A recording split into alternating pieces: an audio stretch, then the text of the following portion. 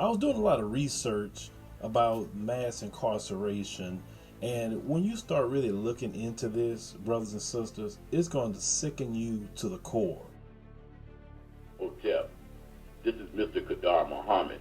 This is Nation Building Radio. Are the so-called African Americans born in so-called North America, are they citizens? Are we citizens? A lot of people won't bring this up, but I'm going to break it, take it down to you.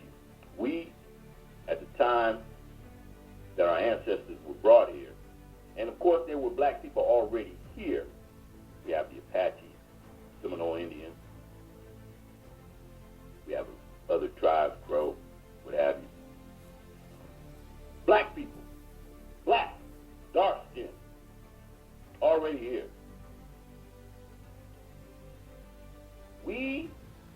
I say this a lot, we are at war. We're still at war. We were at war way black when 1555, slave ship called Jesus.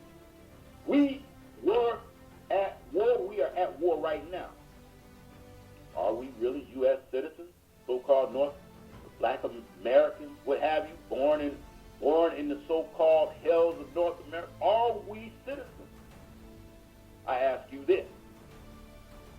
If a nation captures and uses a group of people and puts them into work, to work for them in their country, in their nation,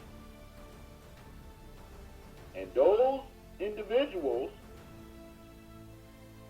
become P.O.W, prisoners of war at that point, quote unquote.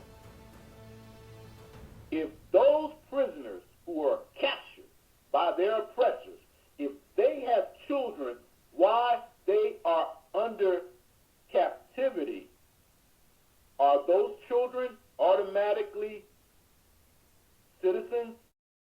Mass incarceration means that we've got a very high rate of incarceration historically, comparatively, and the other thing is the rate of incarceration is so high, so socially concentrated, that we're no longer incarcerating the individual, but we're incarcerating whole social groups.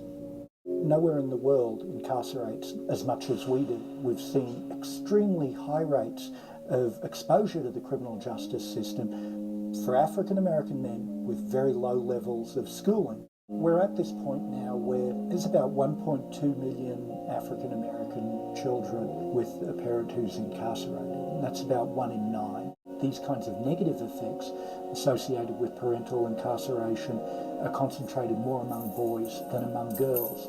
And there's a very real risk here that incarceration becomes an inherited trait.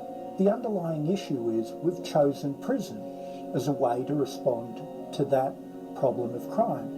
And there are a whole variety of ways that we could have chosen to respond to that problem of crime. We've chosen the response of the deprivation of liberty. And we've chosen the response of the deprivation of liberty for a historically aggrieved group whose liberty in the United States was never firmly established to begin with.